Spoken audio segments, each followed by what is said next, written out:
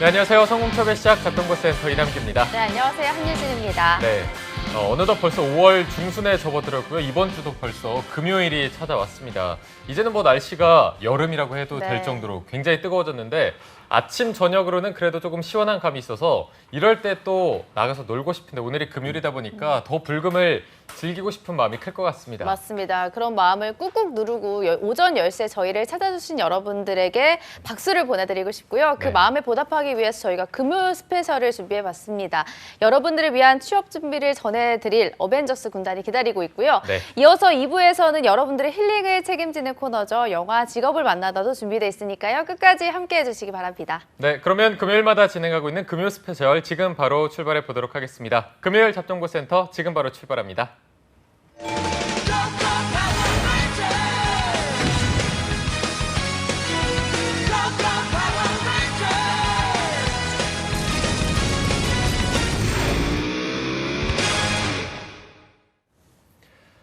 네, 대한민국 어디에서도 찾아볼 수 없는 금쪽 같은 시간입니다. 취업 컨설팅계 최고 히어로들과 함께하는 어벤져스 특집 시간입니다.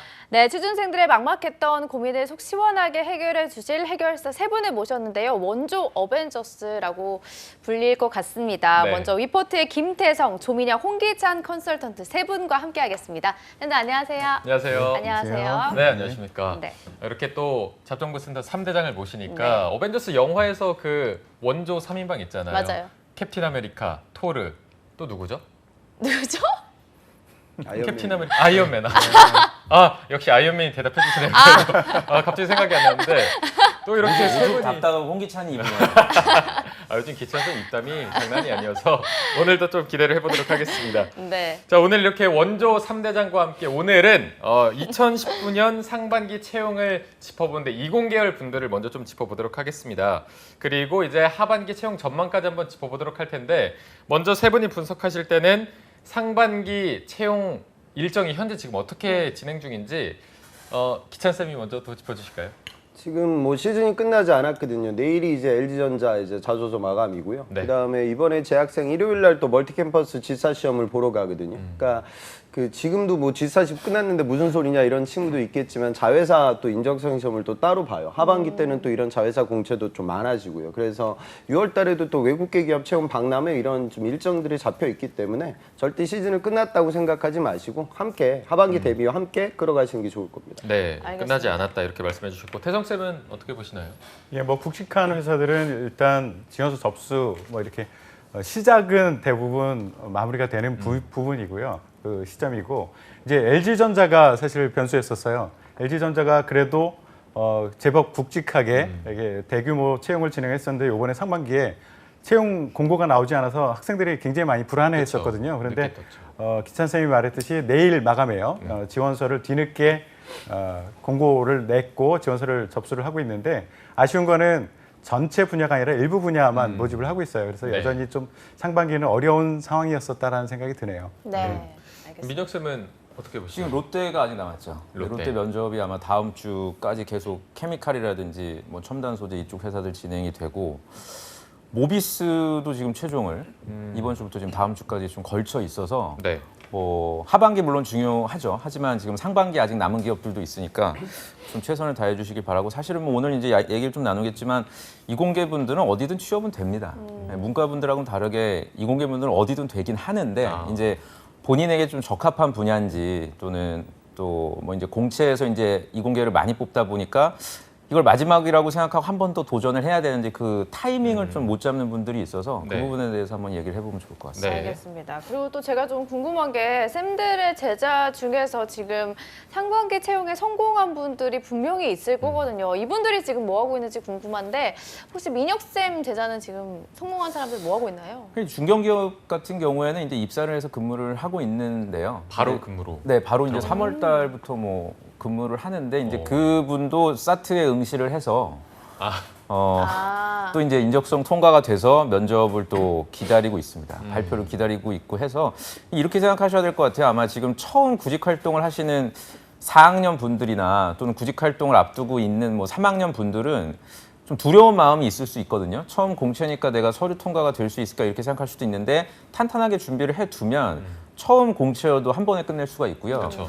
저는 오히려 이제 이공계 분들한테 좀 당부드리고 싶은 거는 문과 분들은 그런 사례가 많진 거의 없는데 공대 분들은 최종에서 5번 이상 떨어진 분들도 종종 있어요, 네. 실제로. 그래서 면접에 대한 얘기 예전에 저희가 다뤘지만 면접도 지금부터 함께 좀 병행을 할 필요가 있습니다. 알겠습니다. 태정쌤 제자는 또 어떤가요? 최종 합격해서 마음 놓고 있는 친구들은 많지 않고요. 많지 않아요. 예, 대부분 이제 최종 면접을 앞두고 있거나 한참 진행 중이거나 이러고 있어서 마지막까지 계속 조바심 내고 예, 불안해하고 예, 밤 10시 넘어서 11시 넘어서 전화하고 이런 친구들이 굉장히 많습니다. 쪽에 예, 빠지고 또. 예. 아직까지 좀 많은 합격생들은 보이지 않는 것 같은데 기찬쌤은 어떤가요?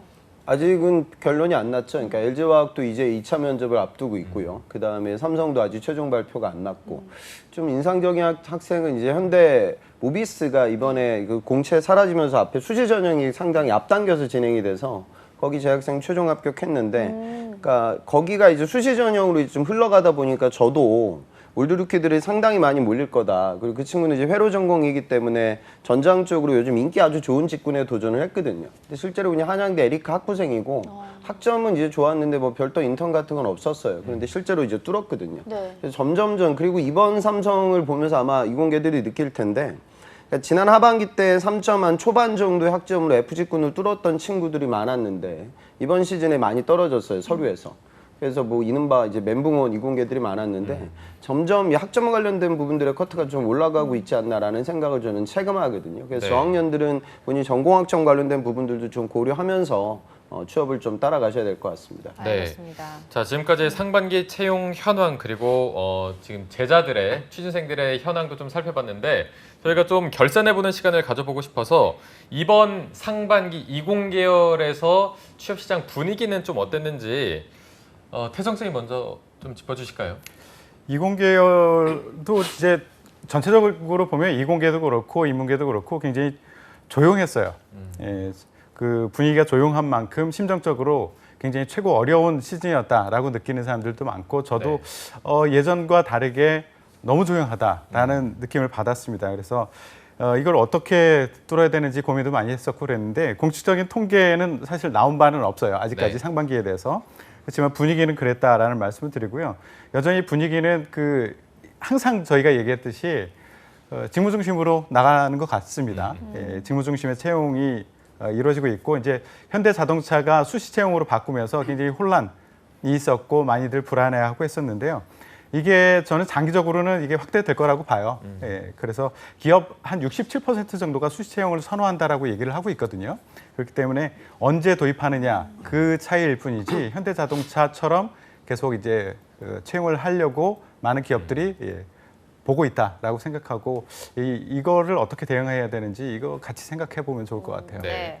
민혁 쌤, 사실 이게 전년도에 비해서 비교할 때 가장 좋은 게 규모잖아요. 그렇죠. 채용 규모. 이 네. 숫자 절대적 수치로 놓고 봤을 때도 조금 줄어든 편인가요, 이게? 줄어든 것 같진 않아요. 근데 제가 볼 때는 전체적인 규모는 줄어들었다고 일단 판단되지는 않고요. 네. 학생들이 그래도 아무래도 공대분들은 합격하는 그 인원수를 제가 이제 아직 결정된 건 아니지만 이전 연도랑 비교했을 때 확 줄고 이렇지는 않았거든요. 근데 네. 제가 이제 우리 이공계분들한테 말씀드리고 싶은 건 좀 명확하게 본인의 전공이 구직 시장에서 선호 대상인지 아닌지를 빨리 파악하셔야 됩니다. 그러니까 네. 무슨 말이냐면 이게 저희가 이게 이공계 특집으로 하고 있지만 사실상 전자라든지 소프트웨어 전공자들은 뭐 2025년, 30년까지도 전 취업이 잘 될 거라고 생각되는 반면에 제가 현장에서 만나는 그 생명공학 전공자나 이제 자연 계열 분들 있잖아요. 네.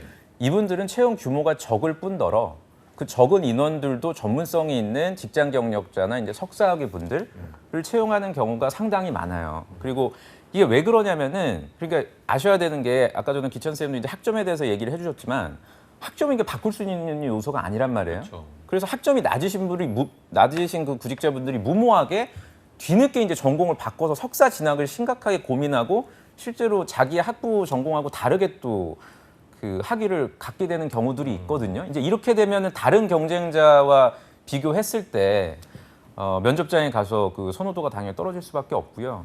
그래서 제 학생들 중에서도 보면 사실은 뭐 말씀드리기 조심스럽지만 건축 전공자나 이런 친구들은 70개 썼는데 3개 되고 이래요. 그러니까 그분들은 이미 본인들이 좀 취업이 안 될 거라는 걸 알아서 네. 개수를 늘렸음에도 불구하고 오히려 어떻게 보면 좀 문과생들보다 더 안 되는 경우도 제가 봤고 저 이번 주에 KT 같은 경우도 최종 면접을 보고 있는데 학생이 학부가 한경대학교입니다. 어디인지 네. 아세요? 잘 몰라요. 한경대학교는 네. 국립대구 대전에 그 있나요? 안성 쪽에 있어요. 네. 네. 근데 잘 알려지지 않은 학교지만 아. 그분이 전공한 것이 이제 뭐 음성 인식이라든지 회로에 대한 거를 이제 본인이 또 전공을 했다 보니까 그 학점도 물론 좋았죠. 그러니까 연구 분야가 확실하다 보니까 KT 이제 최종까지도 이제 올라가더라고요. 그러니까 종합해 지금 뭐 산업공학과 전공자들도 최근 또 많이 채용을 하는 걸 보면은 아무리 이공계라고 해도 모든 분들이 다 잘 되는 게 아니라 그럼 예를 들어서 지금 자동차 전공자라든지 기계 전공자들 지금 쉽지 않아요. 저희 그 2월 달에 그 산티아고 갔던 그 원홍 학생 원홍 학생. 잊을만 하면 지금 자꾸 많이 나오네요. 많이 지쳐 있습니다. 아, 진짜요? 예, 한 50개 정도 지원했는데 많이 안 에너지 되고 넘치는 있거든요. 그러니까 친구였는데. 초반에는 이제 서류도 꽤 될 거라고 이제 기대를 했고 네. 저희 뭐 선생님들한테도 이제 조언도 받긴 했지만 아무래도 이제 본인의 태생적 전공이 자동차 공학이다 보니까 이런 부분에 있어서 서류 통과가 상당히 지금 쉽지 않은 상황. 그러니까 네. 그냥 막연하게 그냥 기계 전공이니까 내가 잘 될 거다 또는 뭐 화공 전공이니까 잘 될 거다 이렇게 접근을 하시면은 그 모든 이공계가 다 지금 잘 되는 건 아니고 분명 사각지대가 있다는 걸 좀 아셔야 될 것 같습니다. 네. 네. 확실히 이공계 분들은 그 전공에 따라서 격차가 살짝 있는 것 같은데 뭐 말씀하신 생명공학이나 자연 계열은 지금 기찬 쌤 그쪽 친구들은 좀 안 좋은 편인가요? 뭐 생명과 바이오 학생들은 이제 뭐 삼성 바이오로직스, 에피스, 셀트리온, 한미 뭐 이런 시밀러 산업들을 같이 보고 있는데 네. 전체적으로 그 산업이 커지는 거는 분명한데 지금 이번 상반기 때 채용이 좀 활성화되지 못했거든요. 그러니까 이번 상반기는 저는 이공계들 입장에서 최악의 시즌이었다고 저는 가늠을 하고요. 네네. 그러니까 그 기업들이 이제 채용 인원을 절대 노출시키지 않죠. 그래서 그 인원을 가장 정확하게 판단할 수 있는 가늠자는 사실은 뭐냐면 여러분들 풀고 있는 인적성 문제집이 얼마나 많이 판매되냐 이 판매 부수가 채용 인원을 가장 정확하게 가늠할 수 있어요. 왜냐하면 그 시험장에 갔던 친구들이니까 그 친구들이 이제 서류가 붙었으니까 문제집을 사서 풀거든요. 네. 지난 하반기 때 제가 LG 인적성 책을 내고 있는데 제 이름으로 그 책이 그때 전체 베스트셀러 1주지만 탑10 안에 들었거든요. 정말요? 그러니까 모든 서적들 중에 LG 인적성 책이 일주일 사이지만 탑10에 들었단 말이죠. 그래서 제가 되게 행복해했었어요. 나 요거 안 봤습니다. 근데 볼 이번 거예요. 일단. 이번 네. 시즌에는 제가 이제 책을 냈는데 완전히 망했거든요. 그러니까 그래요? 책이 엄청나게 안 팔렸어요. 그 이유가 뭐냐면 지금 LG 공채가 말이 LG 공채지 지금 디스플레이가 거의 뭐 구미만 뽑았기 때문에 거의 안 뽑다시피 흘러갔고 네. 실리콘웍스라는 회사가 갑자기 채용을 주도했지만 그 회사는 어차피 채용 인원이 많지 않고요. 그다음에 LG전자가 말씀드렸다시피 내일 마감이지만 이 가정과 생기 쪽에서만 채용이 있기 때문에 인원이 아주 적죠. 그러니까 LG 화학만 그나마 좀 버텨냈던 반쪽짜리 LG 인적성 출간이었어요. 그러니까 제 입장 출간 여러분들 입장에서 자소서 내는 거죠. 그다음에 제가 이번 반도체 책도 냈는데 엄청 많이 판매될 줄 알았거든요. 책 많이 책이 냈어요. 많이 판매되지 않아요. 아, 그것도 그래요? 뭐냐면 그러니까 작년 상반기 저한테 계속 슬픈 얘기를 하고 있는데 작년 상반기 삼성전자 공채 규모가 한 3,500 정도 올라갔다. 근데 이번에는 그런 일절의 보도가 없고 실제로 이제 학생들을 보면 확실히 반도체 채용도 예년만 못했단 말이죠.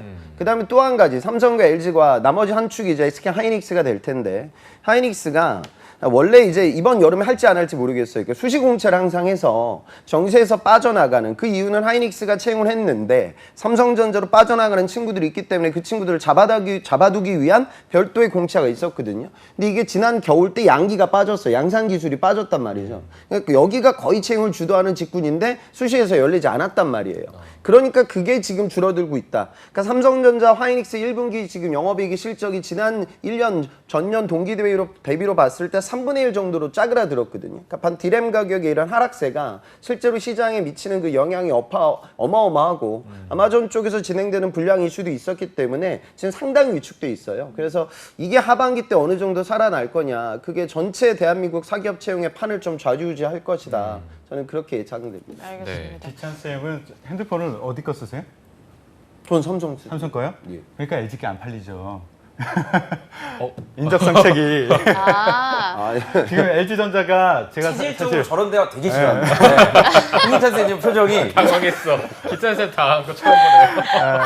LG전자가 제가 3월에 방송을 했었을 때 그때 공채 공고가 나지 않아서 제가 그쪽 채용하는 친구한테 전화를 했었죠. 이거 할 거냐 말 거냐. 네. 그 당시에 했던 얘기가 하반기로 다 미룰 수도 있다. 그 가능성이 있다. 그런데 시장 반응을 보고 4월 정도에 다시 열 수도 있다. 일부 부분만. 근데 4월에 열었더라고요. 근데 그 이유가 뭐냐면 LG전자가 작년 그 총 매출액이 그렇게 줄지는 않았어요. 괜찮았어요. 네. 그리고 영업이익도 괜찮았는데 문제는 뭐냐면 4분기 때 꼬꾸라졌거든요.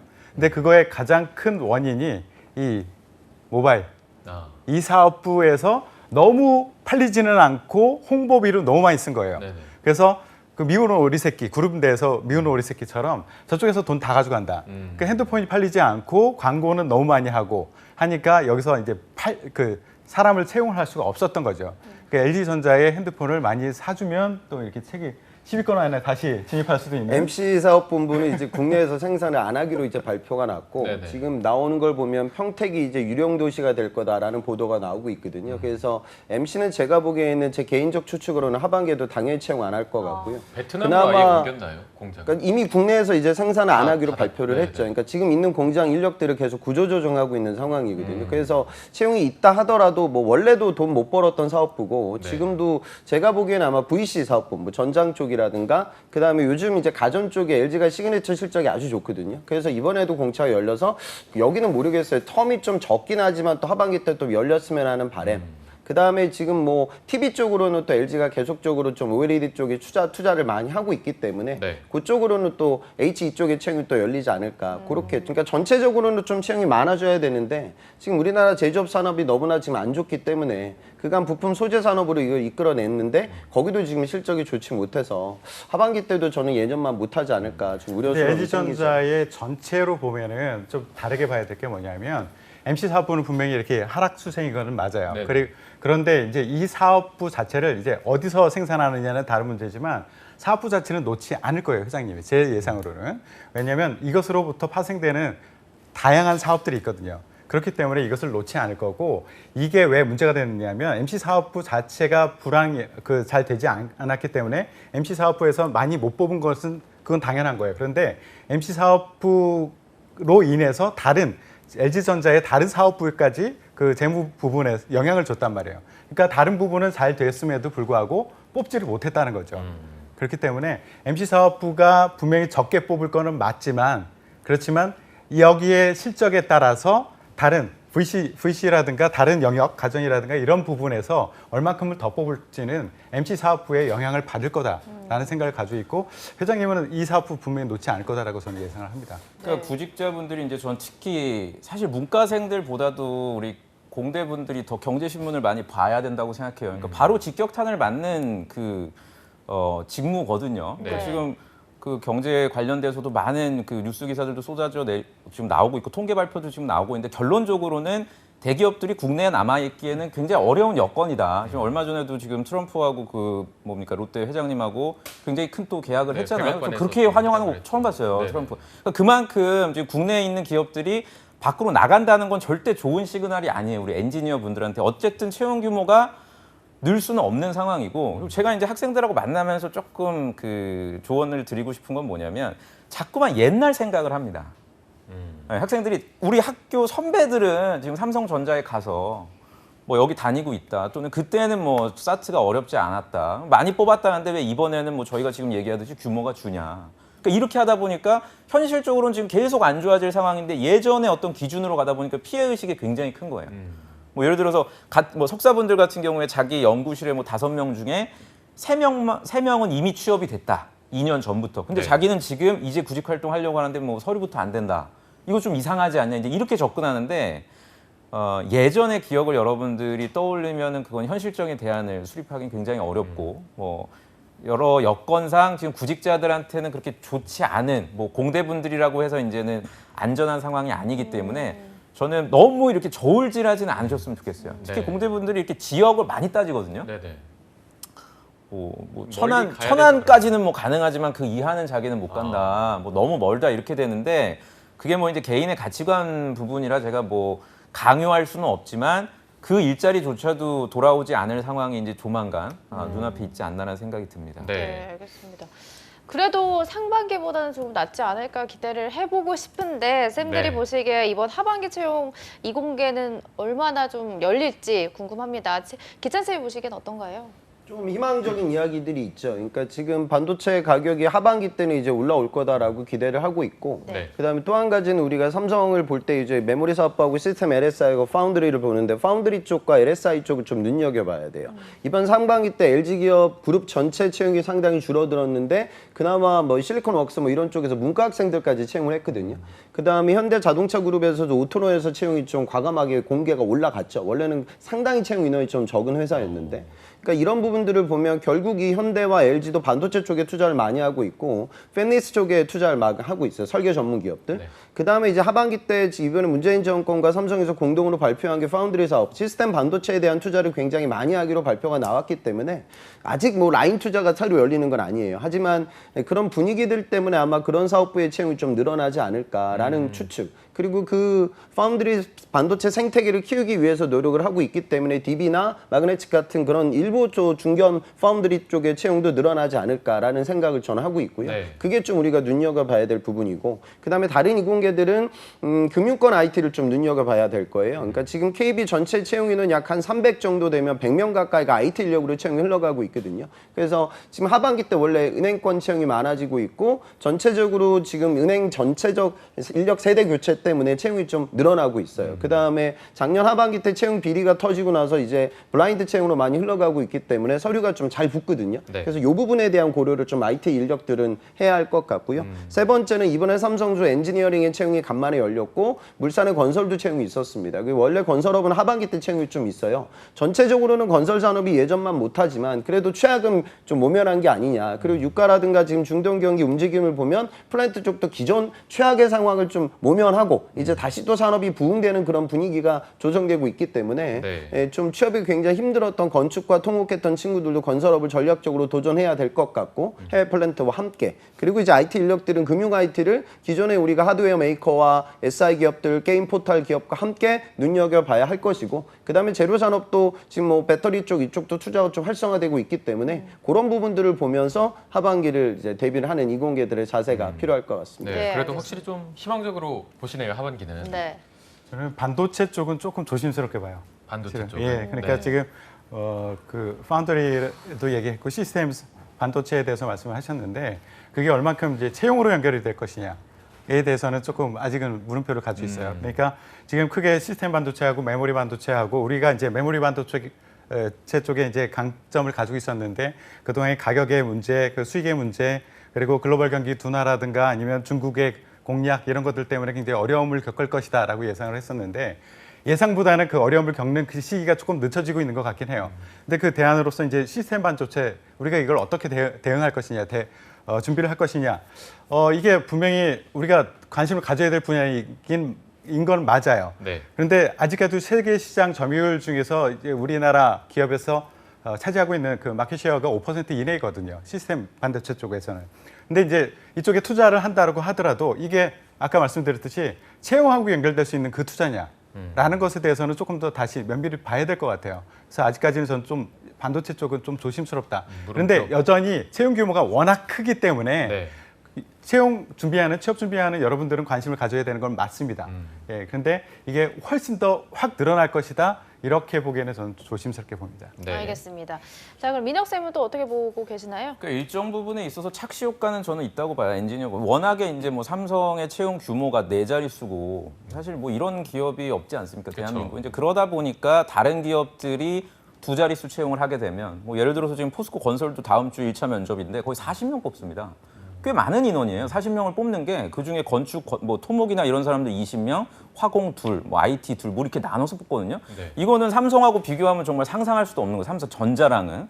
따라서 뭐 하반기 때 물론 상반기보다 여러 가지 호재가 있을 수는 있지만 삼성전자를 제외한 다른 기업들은 그 일반적으로 우리 구직자들이 생각하는 것만큼의 뭐 3자릿수 채용이라든지 이런 부분은 많지 않을 것이다. 그러니까 체감적으로 느끼는 것이 많을 뿐이지 상반기랑은 저는 크게 다르지는 않을 거라고 판단이 되니까 네. 그 한 번 한 번의 기회를 저는 굉장히 소중하게 생각하시길 바라요. 우리 이공계 분들이 서류 통과가 아무래도 문과 분들에 비해서는 좀 높다 보니까 뭐 예를 들어서 10개 정도 지원하면 많이 되시는 분들은 7개, 8개도 서류가 되시더라고요. 이제 그러다 보니까 인적성도 한 절반, 한 5개 정도 되고 그러면 적당히 준비하시더라고.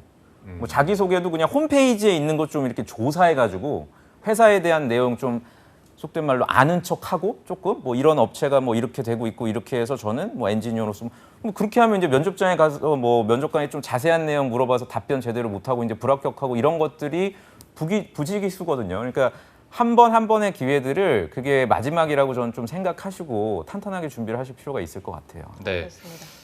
조금 주목해야 될 직무나 그런 포인트를 짚어주셨는데 반대로 그럼 하반기에 약간은 채용 규모가 더 줄어들 수도 있는 곳이 있을지 뭐 아까 건축 토목이 그래도 조금은 살아나는 편이라고 말씀해 주셨는데 건축 토목 쪽은 제가 알기로는 거의 다 해외로 좀 내보내지 않나요? 어떻습니까?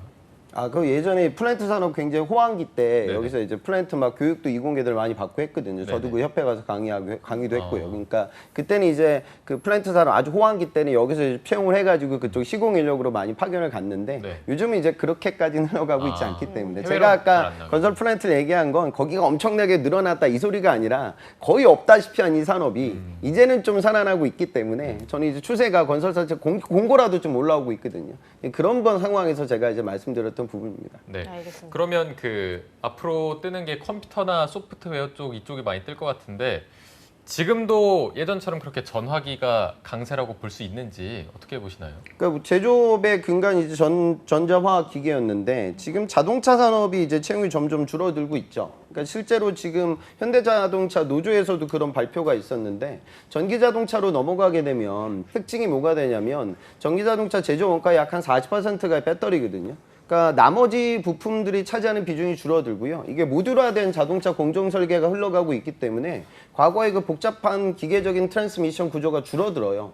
다시 말해 자동차가 일렉트릭 비에클로 넘어가게 되면 채용 인원은 확 줄어들 수밖에 없어요. 거기 있는 인력들조차 어마어마하게 많이 줄어들 거예요. 네. 그래서 저는 뭐 10년 후에 그쪽 자동차 거점의 지역 경기가 걱정이 되거든요. 실제로 그러면 그 걱정스러운 발표를 노조 쪽에서 지금 진행을 하고 있고 그래서 물론 채용은 흘러가죠. 그러니까 미래 전기 자동차를 시도하는 부분에 있어서 그 전기 자동차를 주도하는 건 과거의 기계과 학생들이라기보다 인베디드 프로젝트를 진행하고 코딩이 가능한 친구들을 상대적으로 더 많이 채용을 할 것 같고 일반적인 신뢰성 관리라든가 트랜스미션, 뭐 브레이크 패드 이런 기계적인 내 마모성을 관리했던 인력들의 채용은 좀 줄어들지 않을까 상대적으로. 그래서 그런 부분들을 좀 산업의 추세로 살펴봐야 되겠죠. 그래서 요즘 제 학생들을 보면 기계과 학생들도 뭐 사실은 이제 채용이 될 수 있는 파트가 반도체 쪽을 더 많이 보고 있고 그쪽에 설비 엔지니어나 안 그러면 그쪽에 있는 외산 장비 기업들과 테스트 패키징 쪽을 좀 함께 살펴보죠. 그래서 반도체 쪽을 지금 우리가 물론 두 축은 삼성전자고 하이닉스인데 그것과 위시하는 그런 여러 외산 장비 기업들 국내 또 삼성도 세메스 같은 자회사가 또 하반기 때는 공채가 열릴 거거든요. 네. 그리고 이제 뭐 암코나 ASE 같은 지금 이런 후공정 파트까지 같이 보고 시즌 좀 대비하셔야 돼요. 그러면 기계과 학생들이 이제 거기를 써야 되는데 좀 경험이 없는 분들은 내가 이제 반도체를 아예 모르니까 그다음에 이런 부분들은 나하고 완전히 거리감이 있는 거 아니야? 라고 생각하는데 실제로 거기 말고는 갈 곳이 별로 없거든요. 그래서 그런 기술적인 요소 기술에 대한 스터디도 내부적으로 여러분들 학생들끼리 좀 같이 진행을 하셨으면 좋겠습니다. 네, 이게 네. 확실히 이공계분들은 전공이 좀 중요해서 그거에 따라 지원하는 분야가 있는 것 같아서 아까 항상 강조하시지만 이공계분들의 학점 외에 이번에 좀 합격한 친구들의 스펙 중에 눈에 띄는 게 있었나요? 자격증은 일단 다 가지고 있었던 것 같아요. 아, 관련 네, 자격증. 네, 제가 한 몇 명 거를 이렇게 좀 면모를 보면 그 기사 자격증은 그러니까 상대적으로 내가 다른 스펙이 열의한 경우에 자격증 뭐 위험물 관리 기사라든지 직무랑 연결될 수 있는 자격증을 2개 이상 보유한 분들은 그게 희석이 되고요. 네. 제가 근데 항상 강조드리고 싶은 건 지난 영상에서도 말씀드렸는데 우리 이공계분들은 영어 점수가 일단 높으면 단기간에 취득할 수 있는 거라 혹시나 여러분들 중에서 영어에 대한 어느 정도의 감이 있으신 분들은 뭐 OP 기준으로 IH 정도 보유하고 계시면 서류 통과는 지금 상반기에 비해서는 분명 높아질 거예요. 네. 제가 그 다음 주에 이제 면접 볼 분들 또는 이번 주부터 이제 면접을 다음 주까지 보는 분들 한 30명 정도 말하기 점수를 쭉 보니까 네. 뭐 특정 기업 말씀드릴 수는 없지만 이렇게 보니까 최소한 이공계임에도 불구하고 IM3 이상이었어요. 그러니까 토익 기준으로 따지면 800 초반부터 IH인 엔지니어 분들도 AL은 물론 거의 없지만 IH 수준의 엔지니어 분들도 꽤 있단 말이죠. 그러니까 이런 부분들이 서류 통과에 있어서 가산점으로 분명 작용을 했다고 생각합니다. 혹시 영상 보시는 분들 중에 영어를 그냥 아예 포기한 네네. IL이나 우리 컴퓨터공학과 분들 있거든요. 토스 뭐 5 따고도 막 굉장히 좋아하고 그러니까 이런 분들은 해당 사항이 없고 어느 정도 영어에 대해서 부담이 없는 분들은 감이 있고. 그렇죠. 예. 한두 번 정도 시도해 보는 것까지는 제가 일단 추천드릴 수 있습니다. 네. 알겠습니다. 태정 쌤도 이 전통적인 스펙 부분에 대해서는 높이는 거를 추천하시나요? 저는 이공계 학생들 같은 경우에는 자격증이나 학점에 대해서는 조금 더 높이는 걸 신경 써봐라 라고 얘기하는데 토익에 대해서는 너무 과하게 높이 목표치를 세우는 것 같다라는 생각이 들고요. 제가 어제하고 그제 점심시간에 그 현직 채용팀을 만났어요. 네. 예, 그러다가 이제 거기서도 또 토익 얘기가 나왔죠. 근데 항상 얘기하듯이 똑같습니다. 그쪽에서 실제 합격하는 사람들을 보면 그렇게 점수가 높지는 않아요. 그런데 분명히 발표는 못 하겠대요. 왜냐하면 예전보다는 높아졌대요. 근데 이게 왜냐하면 예전보다 토익 점수를 아니면 영어 점수를 보고 그 커트라인을 정해서 그 위에 사람을 뽑는 것이 아니라 뽑고 나서 보니까 결과적으로 높아졌다 그거죠. 근데 왜냐하면 지원자들 자체가 다들 평균적으로 높아져 있어. 그렇기 때문에 점수가 높아져 있는 거지 예전보다 영어 점수를 더 높은 사람을 뽑기 위해서 노력하는 것 이것은 절대 아니다. 그리고 실제 그걸 보지를 않는데요. 아예 보여주지를 않는데요. 심사할 때. 네네. 그렇게까지 하는데 학생들이 이제 영어에 대한 부담을 계속 가지고 있는 거죠. 그래서 그 친구가 하는 얘기가 이공계 학생들이 토익 800 넘으면 갑이다 라는 얘기까지 하더라고요. 네. 예, 그래서 학점, 자격증 이것만 신경 쓰면 좋을 것 같습니다. 네, 그러면 기찬 쌤이 살짝 정리해 주신 차원에서 이공계 친구들한테 필요한 스펙을 약간 순위별로 매겨 주신다면 어떤 것부터 가장 중요하다고 볼 수가 있을까요? 제일 이제 우선순위는 당연히 학점이고요. 학점. 그러니까 학점은 모든 기업들을 봐요, 이공계들은. 그리고 석점도 그냥 전체적인 학점이 높은 것보다도 전공 과목 위주의 수강이 많고 또 그 기업 그 과목들의 학점이 올라가는 걸 이제 좋아하고요. 그다음에 어학이라는 부분들은 아까 민혁 쌤이 이야기하셨지만 되는 친구들이라는 건 되게 좋아요. 삼성 LSI, 그러니까 지금 제일 가고 싶어하는 회로 설계 쪽을 뚫은 제 학생인데 이 친구는 전공이 방사선학과예요. 복수 전공으로 회로를 전공했단 말이죠. 그 학점도 굉장히 낮아요. 3점 초반이에요. 그래서 제가 이게 자살행위다 여기 쓰는 거. 네. 근데 이제 뭐 고집이 있어 결국 거기 썼는데 이 친구가 어학이 AL이었어요. 근데 영어 하나 되게 잘해요. 그래서 네. 면접장 갔더니 분위기가 영어를 왜 이렇게 잘해요? 영어 한번 해봐요? 잘하네. 약간 뭐 이러면서 모시는 그냥 뭐 분위기. 그쪽으로 그냥 어영부영 뭐 취업이라는 게 운도 있으니까 네네. 뭐 그렇게 실제로 취업이 됐거든요. 그러니까 이거는 되는 친구들이 해야 돼요. 네네. 그러니까 뭐 이거를 듣고 그래 어학이 중요해. 그러니까 내가 IM1이니까 이걸 해가지고 IM3가 된다. 아무 의미 없어요. 그러니까 좀 완전히 문과 학생들 수준까지 올라오는 친구들이 그 부분을 좀 두드릴 것 같고요.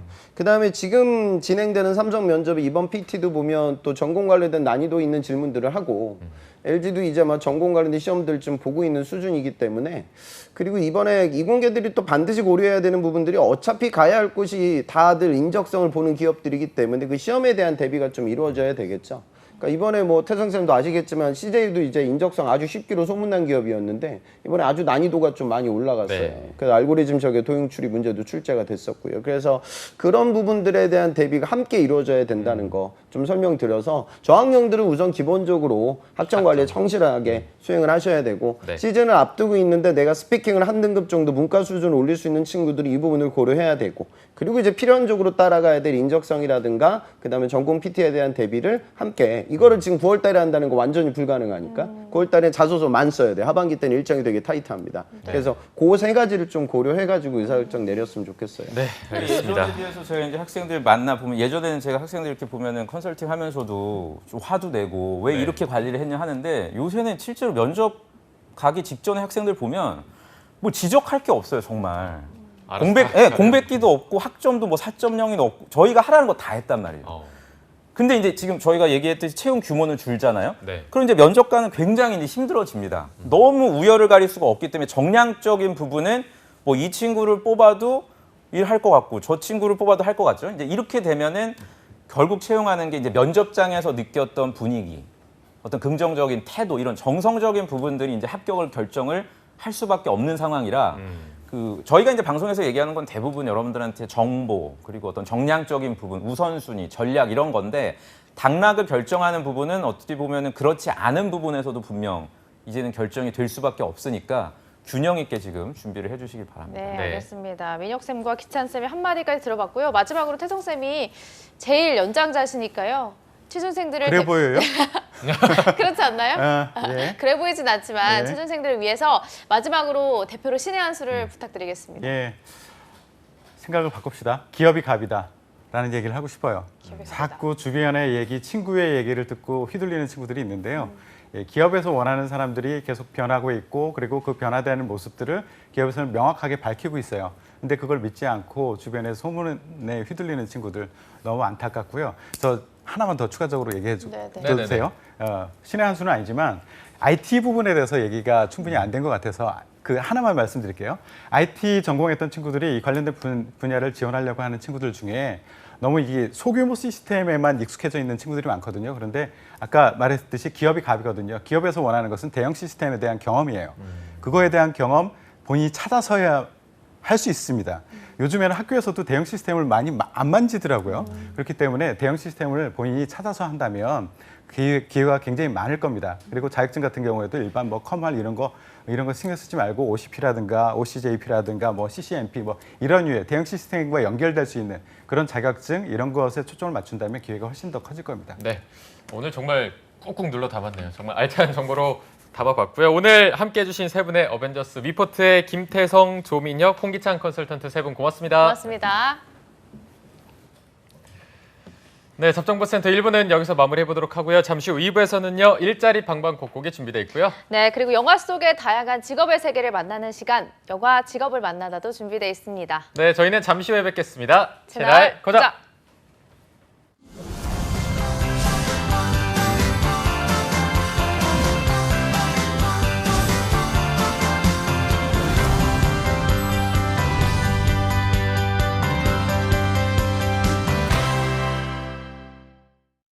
미세먼지, 민생 추가 경정 예산안.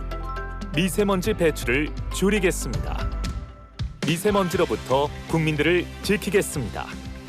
재난 대응 시스템을 강화하고 안전 투자를 확대하겠습니다. 수출, 투자, 관광 분야에 활력을 불어넣겠습니다. 지역 경제 회복을 지원하고 고용, 사회 안전망을 강화하겠습니다. 생애 주기별 일자리 창출을 지원합니다.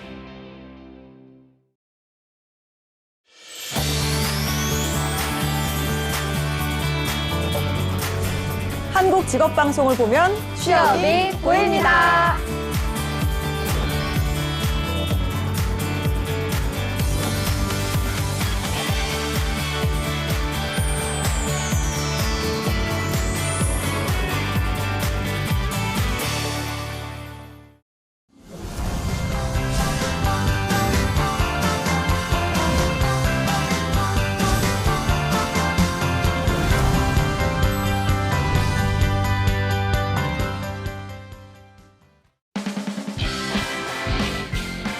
네, 성공철배 시작 접정보센터 2부의 문을 활짝 열어봤습니다. 저희가 2부에서는요. 전국 각지의 생생한 채용 소식을 발빠르게 만나보는 일자리 방방곡곡이 준비되어 있고요. 네, 그리고 취준생들의 힐릭을 책임지고 있는 시간이죠. 영화 직업을 만나다도 준비되어 있는데요. 먼저 일자리 방방곡곡부터 바로 만나보시죠.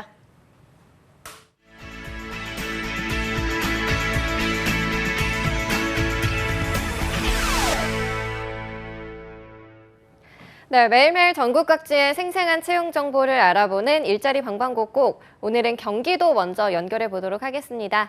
이천고용센터의 이혜진 주무관님 안녕하세요. 네, 안녕하세요. 이천고용복지 플러스센터 이혜진입니다. 네, 오늘의 채용 소식 알려주시죠. 첫 번째 소개해드릴 사업장은 이천시 장호원읍 나래천로에 위치한 콘크리트 타일, 기와 벽돌 및 블럭 제조업체 주식회사 썬로드 이천공장입니다. 이번에 지출결의서 작성, 입출구 서류 확인, ERP 입력 등 격리 업무를 담당할 단순격리 사무원 1명을 모집합니다. 학력 고졸 이상 대졸 이하의 신입사원을 모집합니다. 워드, 엑셀 등 컴퓨터로 문서 작성이 능숙해야 하며 인근 거주자나 차량 소지자를 우대합니다. 주 5일 근무로 근무 시간은 오전 9시부터 오후 6시까지이고 급여는 연봉 2,400만 원 이상 3,500만 원 이하로 면접 후 결정 가능합니다. 접수 마감은 채용 시까지로 자사 홈페이지로 지원서를 접수한다고 하니 자세한 사항을 확인하신 후 지원하시기 바랍니다. 네, 신입의 단순격리 사무원 1명 채용하고 있습니다. 채용 시 마감되는 구인건이니까요. 관심 있는 분들 빠르게 지원하시기 바랍니다. 주무관님, 바로 다음 소식도 알려주시죠. 다음 소식은 이천 고용복지 플러스 센터에서 진행되는 맞춤 채용 행사 소식입니다. 5월 24일 금요일 오후 2시부터 이천 고용복지 플러스 센터 2층에서 현장 면접을 진행합니다.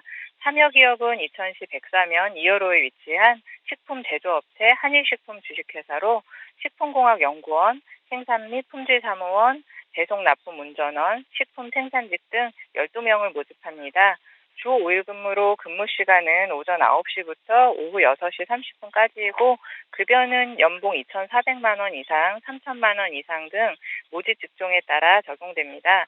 통근버스가 운행되며 성수기인 동절기에는 토요일 근무가 있을 수 있으며 특근수당을 별도로 지원한다고 합니다. 지원을 원하시는 분은 이력서와 자기소개서를 지참 행사에 참여하시면 됩니다. 상세 채용 조건 등 자세한 사항은 취업지원팀으로 문의하시기 바랍니다.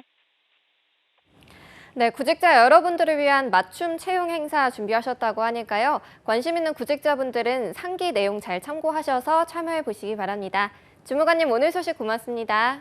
네, 고맙습니다. 네, 다음으로는 인천으로 연결해 보도록 하겠습니다. 인천고용센터의 양정순 주무관님, 안녕하세요. 네, 안녕하세요. 인천 고용복지 플러스센터 양정순입니다. 네, 오늘은 어떤 채용 소식 들고 오셨나요? 네, 이번 주 소개해드릴 구인사업장은 주식회사 지원 PNC입니다. 주식회사 지원 PNC는 인천시 남동구 고잔동에 위치한 종이상자 및 용기 제조업체로 웹디자이너 1명을 구인합니다. 학력은 대졸 이상이며 경력은 무관합니다. 디자인 관련 전공자와 컴퓨터 그래픽스 운영 기능사, 웹디자인 기능사 자격증 소지자를 우대하고 있습니다. 직무 내용은 홈페이지와 블로그를 관리하는 업무로 포토샵과 일러스트 등 가능하여야 합니다. 주 5일 근무로 오전 8시 30분부터 오후 5시 30분까지 근무하고 임금은 시급 8,350원 이상으로 면접 후 재조정 가능합니다. 접수 마감일은 채용 시까지로 청년을 우대하고 있으니 관심 있으신 구직자분들은 워크넷 구인 정보를 확인하여 이력서를 준비하셔서 이메일 또는 방문하여 지원하시기 바랍니다. 네, 경력이 무관한 구인건으로 웹디자이너 1명 채용하고 있습니다. 채용 시 마감되는 구인건이니까요. 관심 있는 분들 빠르게 지원하시기 바랍니다. 주무관님, 바로 다음 소식도 알아볼까요? 네, 다음으로 소개해드릴 구인사업장은 청라국제병원입니다.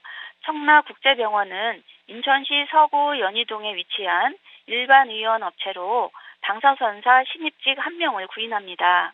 학력은 대졸 이상이며 엑스레이와 MRI를 촬영하는 업무를 담당합니다.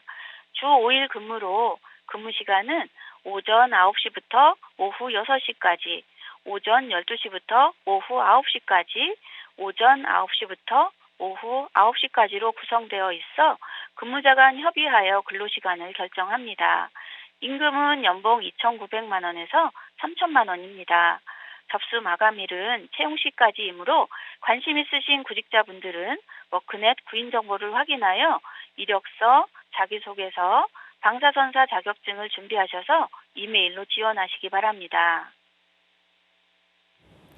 네, 방사선사 신입직 1명 채용합니다. 관심 있는 구직자 여러분들의 많은 지원 바라겠습니다. 주무관님, 오늘 소식 고맙습니다. 네, 고맙습니다. 네, 지금까지 일자리 방방곡곡 경기와 인천 지역의 채용 정보 알아봤습니다.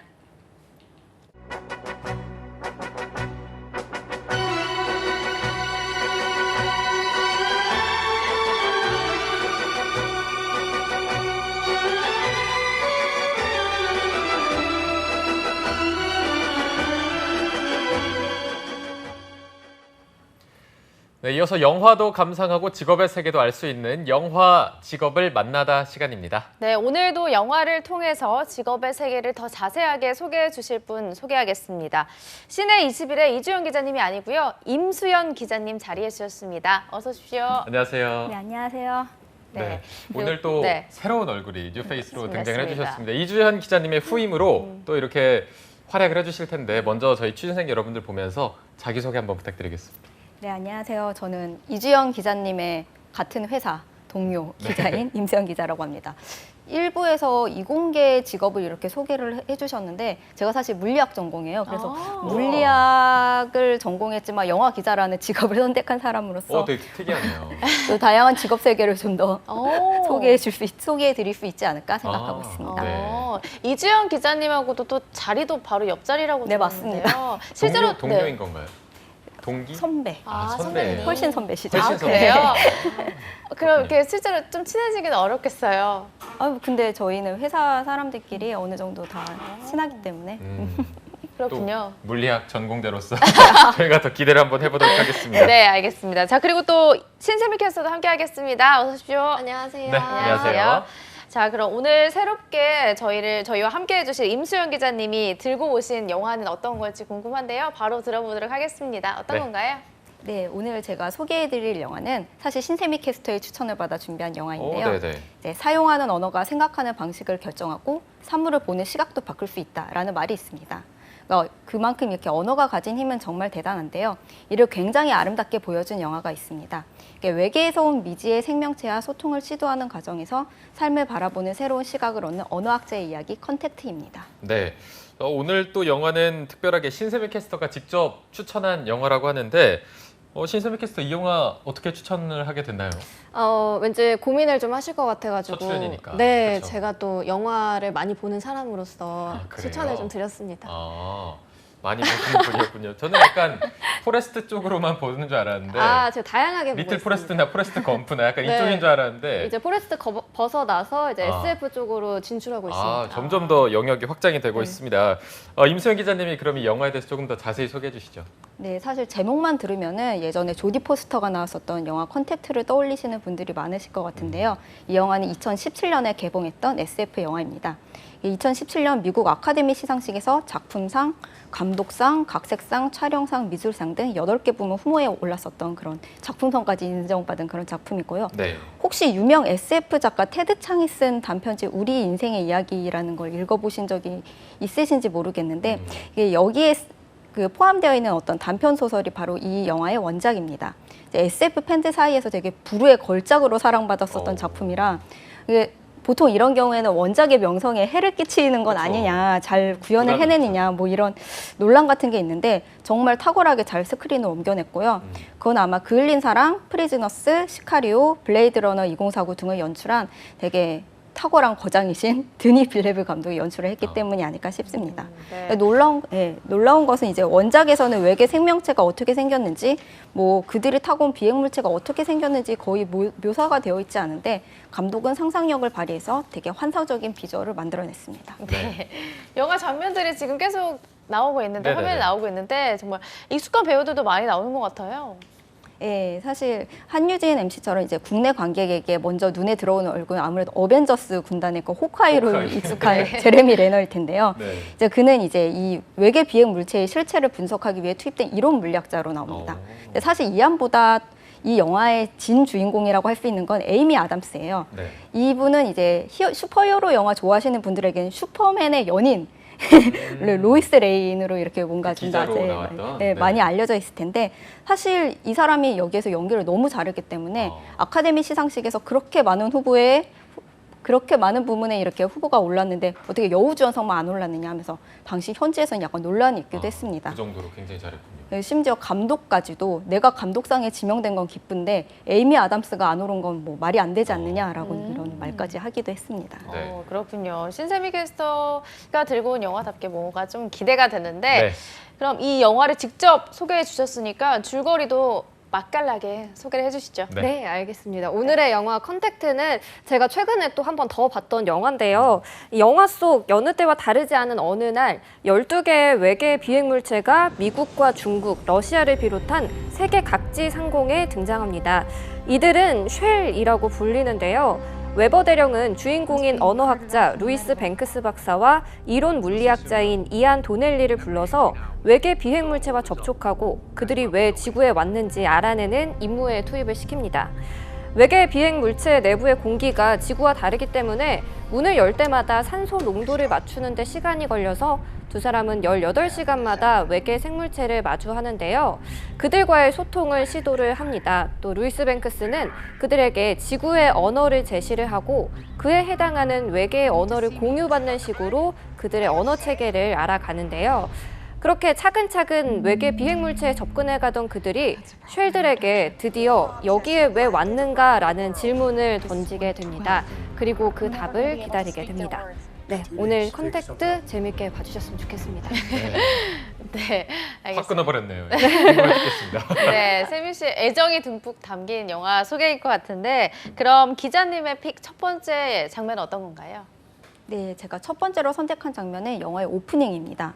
이제 외계 비행 물체가 지구에 나타나서 언어학자, 이론 물리학자가 그 비밀을 파헤치는 이야기라는 사전 정보를 갖고 영화를 보신 분들도 어떻게 도입이 이렇게 시작되지? 하고 이렇게 예상을 깨는 부분이라 한번 준비를 해봤는데요.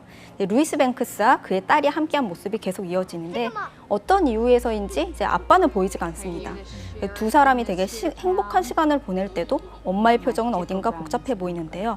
이제 딸이 불치병에 걸려 모녀가 힘든 시간을 보내고 있었던 것이지요.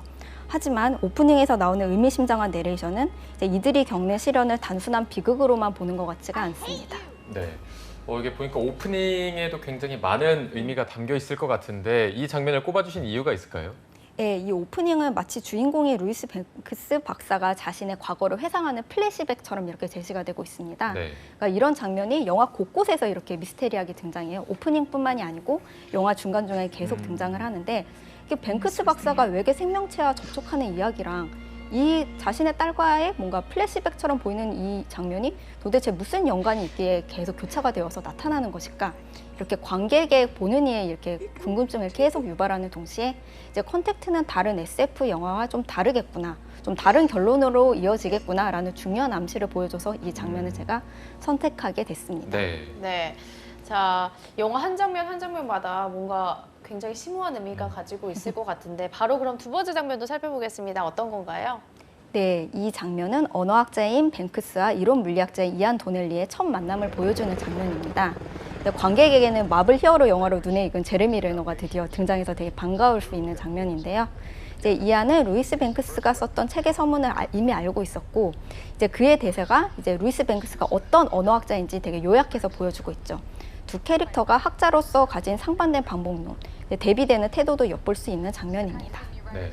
뭔가 활을 들고 있어야 될 것 같은데 또 학자로 나오니까 약간 어색한 장면도 있는데 이 장면도 꼽아주신 이유가 따로 있을까요? 네, 사실 이 장면에서부터 뭔가 너무 어려운 내용이 등장하는 것 같아서 관객들도 좀 당황을 하실 수 있는데 네네. 간단하게 설명을 해드리자면 루이스 뱅크스는 대학에서 학생들을 가르치는 언어학과 교수입니다. 그래서 뭐 포르투갈어의 발음이 왜 다른 로망어랑은 다른지, 뭐 중세인들은 언어를 하나의 뭐 예술적 표현으로 여겼다, 뭐 이런 내용들을 가르치고 있는데요. 네. 사실 그는 이제 2년 전에 미군 정보과랑 이렇게 인연이 있었습니다. 이라크 반군 동영상의 페르시아어를 해독하는 것인데 그때의 능력을 인정받아 이번 일에도 투입이 된 것이지요. 그래서 언어 해독엔 최고의 전문가이고 신원 인증 유효 기간이 2년 더 남아있기 때문에 1급 기밀 취급 자격도 있어서 이 프로젝트에 이렇게 참여하게 됐고요. 사실 처음에는 외계 생명체가 이상한 소리를 낸 것에 음성을 들으면서 이제 해독을 시도하던 인간들도 루이스 뱅크스가 합류한 이후에는 시각적 소통 수단의 존재 여부를 검증하고 그들이 표의 문자를 쓴다는 것까지 알아냅니다.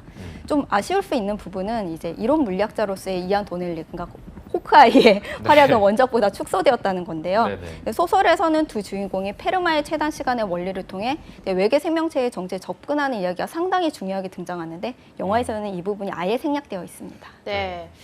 벌써 두 번째 영상까지 만나봤는데 마지막으로 기자님이 선택해주신 장면은 어떤 건가요? 네, 제가 이 영화가 사실 스포일러가 되게 세서 어느 장면을 골라야 되나 되게 고민을 했었는데, 반전이 있군요. 네, 그래서 뭐 약간 암시가 될 수도 있을 만한 장면을 골라봤습니다. 네네. 이제 루이스 뱅크스는 초등학교 수준의 어휘부터 외계인에게 이렇게 제시하면서 차근차근 그들과 어휘를 공유해 갑니다. 그들의 언어에서 이제 영화에서 이제 헵타포드어라고 이렇게 불리게 되는데 그리스어로 헵타는 7, 포드는 발을 의미해서 7개의 발을 뜻합니다. 그러니까 7개의 발을 이용해 이 외계인들은 인간보다 효율적으로 질문을 쓰는 그들의 시스템에 갖고 있고 좀 약간 이제 궁극적인 질문과 도대체 당신들은 왜 지구에 왔는가를 묻기에 이제 인간들은 이제 초석을 다지게 됩니다. 이 장면에서 좀 귀담아 들어야 될 대사가 있는데 이들의 도형 문자엔 시제가 없고 그들의 우주선이나 신체처럼 그들의 문자에도 앞뒤 방향이 없다는 것입니다. 네. 어떻게 보면은 조금 스포일러가 살짝 될 수도 네. 있는 많은 의미를 내포하고 있는 것 같은데 이 장면도 뽑아주신 이유가 있겠죠? 네. 네, 이제 사용하는 언어가 생각하는 방식을 결정하고 사물을 보는 시각도 바꾼다는 이야기를 아까 했었는데 이게 SF 장르에서 이 말을 이제 환상적인 비주얼로 치환해서 보여준다는 걸 이 장면을 통해 아실 수 있을 텐데요. 헵타포드어를 이렇게 배우게 되면서 그들의 방식으로 시간을 인식하게 되고 요컨대 한쪽 방향으로 흐르지 않는 시간이란 개념을 이제 인식을 하게 되는 거죠. 이것을 오프닝을 비롯한 의미심장한 장면들과 연결시키면 컨택트가 결국 어떤 이야기를 하려는 것인지 미리 그 반전을 눈치채실 수도 있을 것입니다. 이처럼 사실 컨택트는 좀 가볍게 볼 수 있는 영화가 아닌데 인터스텔라가 약간 인문학적, 과학적 뇌를 쓰면서 그걸 따라가다 보면 너무 아름다운 결말을 만날 수 있잖아요. 네. 그것처럼 이제 컨택트도 정말 뭉클한 그런 진한 감동이 있는 영화니까 그 끝이 궁금하신 분들은 집에서 꼭 이 영화를 감상하시라고 제가 꼭 권해드리고 싶습니다. 네. 네. 신세미 캐스터의 또 다른 취향을 알게 될 수 있는 시간인 것 같습니다. 자, 그럼 오늘의 직업 어떤 건가요? 네, 이미 뭐 언어학자라는 거는 너무 명쾌하게 이게 나온 것 같은데 네네. 컨택트는 이제 언어학을 통해 외계 생명체와 소통하는 이야기고 오늘은 그 주인공 루이스 뱅크스의 직업인 언어학자에 대해 소개해 드리려고 합니다. 네. 이제 언어학자들은 과학적 연구 방법을 통해 특정 언어나 언어 집단의 구조, 변천 및 발달 과정을 객관적, 체계적으로 연구하는 직업인데요. 뭐 고어와 현대어의 비교 연구를 통해 언어의 기원, 구조, 진화를 연구하고 언어의 어족과 기원에 따라 고대 및 현대의 불명료한 언어를 분류하고 확인하는 일을 합니다. 또한 특정 언어나 언어 집단의 비교 연구를 통해 단어와 문장 구조의 기원과 변천을 조사하고 형태론, 의미론, 의문론, 강세, 문법, 단어 및 언어 구조의 특성을 연구하며 고고학적 유물에서 발견되는 견본을 가지고 고어를 재구성하고 해독하기도 합니다. 언어학자는 언어에 대한 감각과 호기심을 갖고 있어야 되고 뭐 언어에 대한 전공 지식 외에도 문학, 사학, 철학 뭐 오늘 본 영화에서도 아시겠지만 과학적인 사고까지 되게 폭넓은 지식이 요구됐습니다. 네. 혹시 이게 언어학자가 궁금한 게 나이가 몇 세까지 좀 할 수 있는지 평균 연령을 알 수 있을까요? 평균 연령은 40.3세 정도고 40.3세. 네, 전체적으로 평균은 18.1년의 학력을 보유하고 있고 평균 계속 근로 연수는 4.3년이라고 합니다. 네, 네. 공부를 굉장히 많이 해야 되네요. 저는 포기하도록 하겠습니다. 저도요. 자, 오늘 드디어 영화가 직업을 만나봤고요. 오늘 첫 방송인데도 굉장히 잘해주신 시내21의 임수연 기자님 그리고 신세미 캐스터 두 분과 함께했습니다. 고맙습니다. 고맙습니다. 오늘 준비한 내용은 여기까지입니다. 네, 여러분 고맙습니다.